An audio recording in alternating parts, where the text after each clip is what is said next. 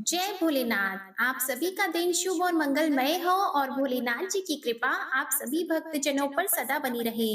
आज सुनिए सावन मास महात्म्य का अध्याय 11। श्री महादेव जी देवी पार्वती जी से कहते हैं, महादेवी, पूर्व काल में जब स्वयंभू मनवंतर का त्रेता युग चल रहा था, उस समय श्वेत केतु नाम के एक राजर्षि थे। वे बड़े भारी तपस्वी थे। उन्होंने प्रभास क्षेत्र में आकर समुद्र के तट पर शिवलिंग की स्थापना करके महान तप प्रारंभ किया। तपस्या और नियम का पालन करते हुए उनके 14 वर्ष बीत गए। तब मैंने उन्हें दर्शन देकर कहा, सुव्रत, वर मांगो। श्वेत केतु बोले, प्रभु, मुझे अपनी अविचल भक्ति दीजिए और इस स्थान पर सदा निवास कीजिए। एवं अस्तु कहकर मैं वहां से अंतर्ध्यान हो गया। कुछ काल के बाद राजा श्वेत केतु ने उस लिंग की आराधना करके महान अभ्युदय युक्त स्थान प्राप्त किया। इसलिए उस शिवलिंग का नाम श्वेत केतुईश्वर हो गया। इसके बाद कलयुग आने पर पवन पुत्र भीमसेन अपने भाइयों के साथ तीर्थ यात्रा के प्रसंग से प्रभास क्षेत्र में आए। उन्होंने रात्रि में जागरण करके समुद्र के समीप श्वेत केतुईश्वर लिंग का पूजन किया। तब से उसका नाम भीमेश्वर लिंग हुआ। श्वेत केतुईश्वर लिंग का एक बार दर्शन मात्र कर लेने से अन्य जन्मों में किए हुए तथा इस जन्म के भी बहुत से पाप तत्काल नष्ट हो जाते हैं। भीमेश्वर से पूर्व और सोमनाथ से अग्निकोण में सरस्वती द्वारा स्थापित महाप्रभावशाली रवीश्वर लिंग है। मनुष्य को चाहिए कि वह सरस्वती देवी तथा भैरवेश्वर लिंग का विधि पूर्वक पूजन करे। जो महानवमी को विधिवत स्नान करके सरस्वती देवी का पूजन करता, वह वाणी जनित समस्त दोषों से मुक्त हो जाता है। जो अघोर मंत्र से दूध के द्वारा उस लिंग को नहलाकर उसकी पूजा करता है, वह यात्रा के उत्तम फल को पाता है। वहां से चंडीश्वर देव के पास जाए। वह स्थान सोमनाथ के दक्षिण 7 धनुष की दूरी पर स्थित है। पूर्व काल में चंडी देवी ने भगवान दंडपाणि की स्थापना की थी। इसके बाद मेरे गण चंड ने उस लिंग की आराधना की और वहां बड़ी कठोर तपस्या की। इस कारण पृथ्वी पर वह चंडीश्वर लिंग के नाम से विख्यात हुआ। चंडेश्वर को दूध, दही, मधु, घी तथा ईख के रस से स्नान कराएं और उनके श्री अंग में कुमकुम का लेप करें। फिर कपूर, खस और कस्तूरी मिलाया हुआ सुगंधित चंदन लगाएं। इसके बाद फूलों से उनका पूजन करें। इसके बाद धूप तथा अगरू निवेदन करके अपने वैभव के अनुसार वस्त्रों से पूजन करें। उत्तम नैवेद्य लगा के दीपमाला जलाकर रखें और ब्राह्मणों को यथाशक्ति दक्षिणा दे।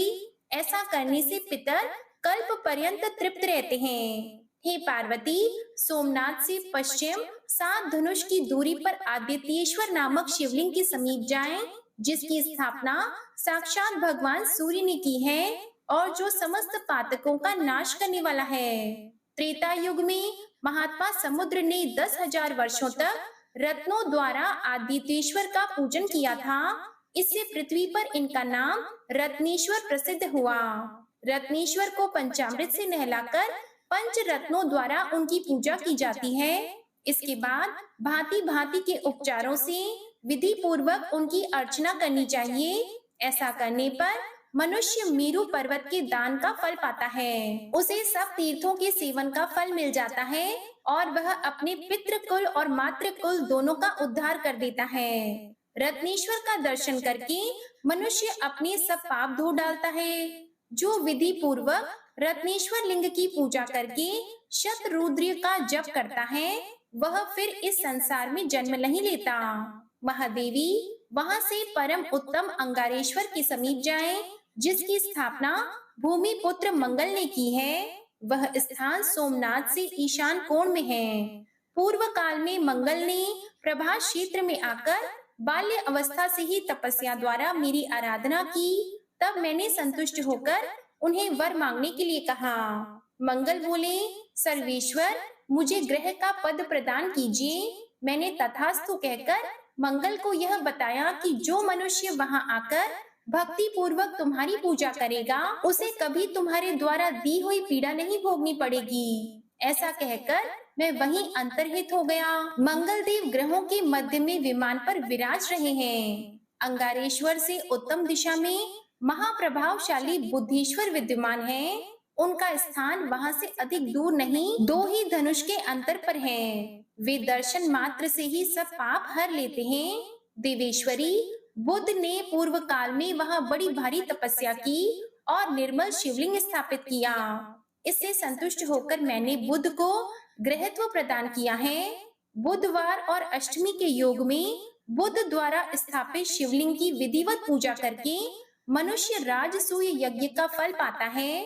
बुद्धेश्वर के प्रसाद से उसके कुल में दुख और दुर्भाग्य प्रवेश नहीं करते।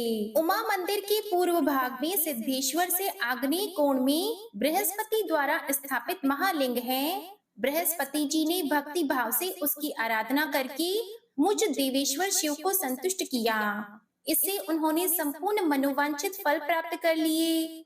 मुझसे ज्ञान पाकर वे देवताओं के पूजनीय गुरु हो गए और ग्रह के पद पर प्रतिष्ठित होकर इस समय स्वर्ग लोक में आनंद भोगते हैं। बृहस्पतिश्वर का भक्ति भाव से दर्शन करके मनुष्य कभी दुर्गति में नहीं पड़ता। उसे बृहस्पति की ओर से पीड़ा नहीं प्राप्त होती। शुक्ल पक्ष की चतुर्दशी तथा गुरुवार के योग में पंच उपचार से विधि पूर्वक उक्त लिंग की पूजा करके मानव परम पद को प्राप्त कर लेता है। इसके बाद विभूतिश्वर से पश्चिम थोड़ी ही दूर पर शुक्राचार्य के द्वारा स्थापित शिवलिंग है, जहां शुक्र ने शुक्रेश्वर शिव के प्रभाव से मृत संजीवनी विद्या प्राप्त की थी। जो मनुष्य स्थिर चित्त होकर उस शिवलिंग की आराधना करता है और 1,00,000 मृत्युंजय मंत्र को जपता है, वह अपने सभी मनोरथों को प्राप्त कर लेता है। शुक्रेश्वर का दर्शन और स्पर्श करके मनुष्य जन्म से लेकर मृत्यु तक के सभी पातकों से मुक्त हो जाता है। सुगंधित पुष्पों द्वारा उनकी पूजा करने से शुक्र की पीड़ा नहीं प्राप्त होती। बुद्धेश्वर से पश्चिम और अजा देवी से अग्निकोण में समीप ही 5 धनुष की दूरी पर शनैश्चरेश्वर का स्थान है। छायानंदन शनैश्चर ने अत्यंत कठिन तपस्या करके उस लिंग में मुझ अनादि अनंत शिव को उतारा है। उन्होंने भक्ति तथा मेरे प्रसाद से ग्रह का पद प्राप्त किया है। शनैश्चर के दिन शमी के पत्तों से शनैश्चरेश्वर का पूजन करके तिल, उड़द, गुड़ और भात से ब्राह्मण को तृप्त करे। उसे काले रंग का बैल दान करे। इसके बाद सब प्रकार की पीड़ाओं का निवारण करने के लिए अनेकानेक स्तोत्रों द्वारा शनैश्चरेश्वर देव की स्तुति करनी चाहिए। जो मनुष्य प्रतिदिन भक्ति भाव से शनैश्चरेश्वर का स्मरण करता है, उसके ऊपर सूर्य नंदन शनैश्चर प्रसन्न होते हैं। शनैश्चरेश्वर से वायव्य कोण में राहु द्वारा स्थापित शिवलिंग है, जहां विप्रचिति के पुत्र राहु ने 1 सहस्त्र वर्ष तक तपस्या की है। जो उनके द्वारा स्थापित भगवान शिव का भक्ति पूर्वक पूजन और दर्शन करता है, उसका पाप नष्ट हो जाता है। राहिवेश्वर से उत्तर और अंगारेश्वर से दक्षिण एक ही धनुष के अंतर पर महाप्रकाश में केतु लिंग है। वह सब पापों का नाश करने वाला है। केतु ने मुझ शिव के प्रति भक्ति रखकर देवताओं के मान से 100 वर्षों तक वहां उग्र तपस्या की थी। इससे संतुष्ट होकर मैंने उन्हें ग्रहत्व प्रदान किया। भयंकर ग्रह पीड़ा होने पर पुष्प, गंध, धूप तथा भांति भांति के शुभ नैवेद्यों द्वारा केतुईश्वर की पूजा करके उन्हें प्रसन्न करना चाहिए। इससे सब पीड़ा शांत हो जाती है। जो पूर्वोक्त 14 देव स्थानों को भक्ति भाव से जानता है, वह क्षेत्र के फल का भागी होता है। जय भोलेनाथ। आज का अध्याय समाप्त हुआ। इसके आगे का वृतांत आप अगले अध्याय में सुनिएगा। प्रिय भक्त जनों, आज आपको एक ऐसे कंजूस सेठ की कहानी सुनाते हैं जो दान पुण्य बिल्कुल भी नहीं करता था।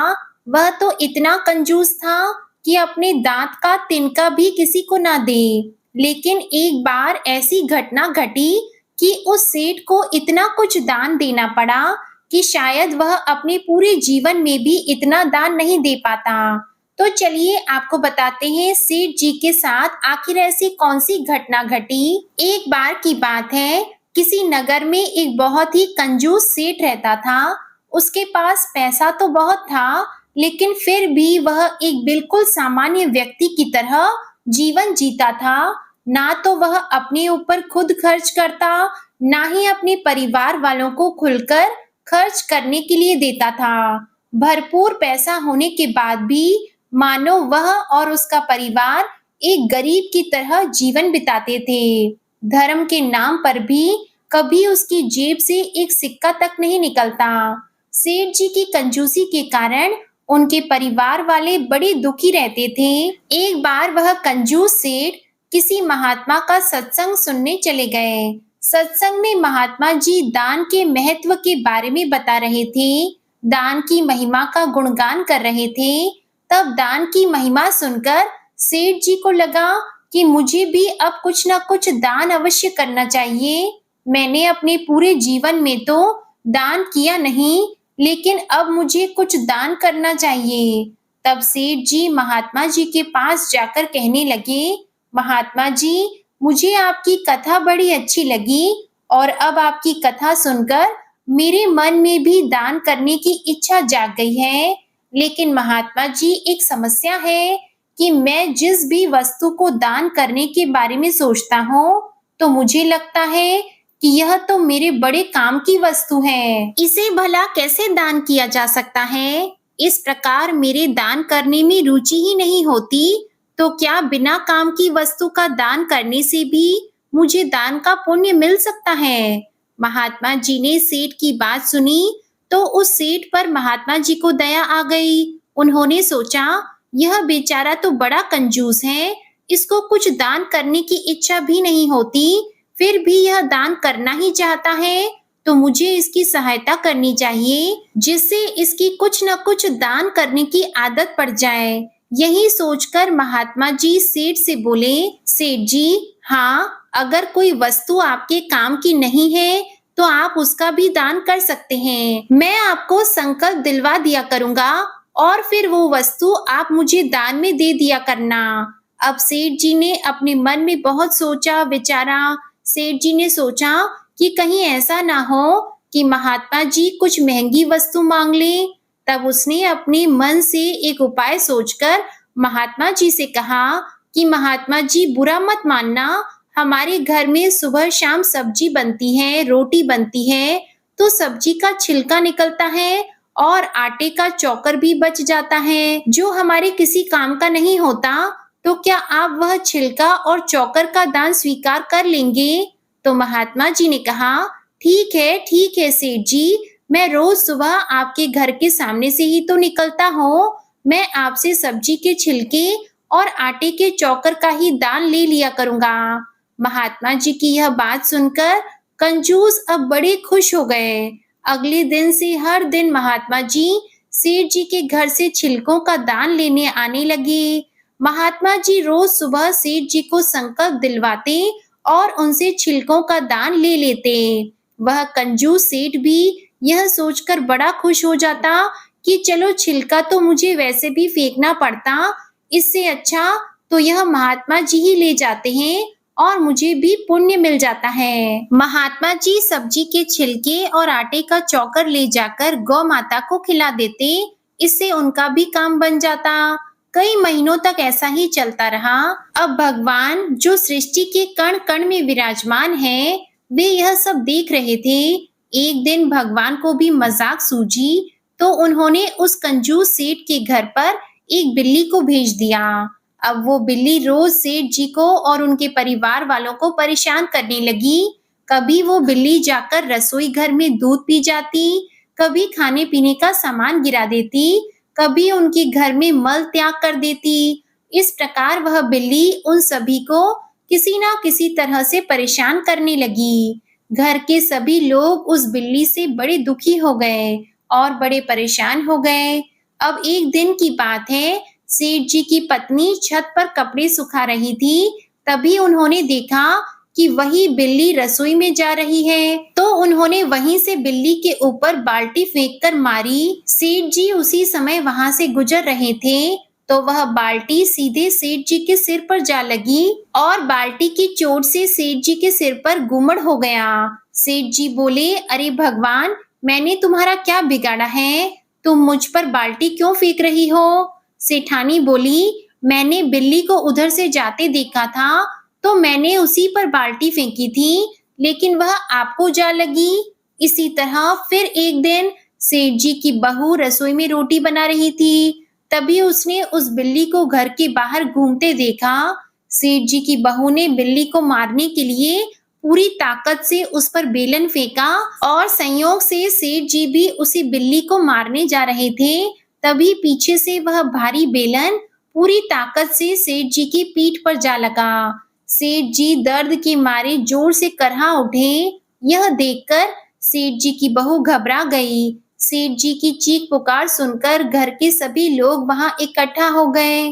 तब सेठ जी की बहू बोली कि मैंने तो बिल्ली को मारने के लिए उस पर बेलन फेंका था, परंतु पिताजी वह तो आपको जा लगा, इसके लिए मैं क्षमा चाहती हूँ। सेठ जी सोचने लगे कि यह सब घर वाले बिल्ली को मारने के चक्कर में कहीं मुझे ही ना मार डाले। फिर एक दिन सुबह के समय वह बिल्ली सेठ जी के घर में चुपके से बैठी हुई थी। सेठ जी ने उस बिल्ली को देख लिया था, तो सेठ जी तो पहले से ही उस बिल्ली पर खींचे हुए थे कि उसकी वजह से सेठ जी को जाने कितनी बार मार पड़ी, जाने कितनी बार उन्होंने चोट खाई।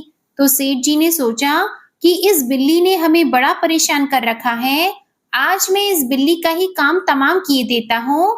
यह सोचकर सेठ जी ने एक बड़ा सा पटिया उठाकर उस बिल्ली के ऊपर दे मारा, तो वह बिल्ली वहीं पर बेहोश हो गई।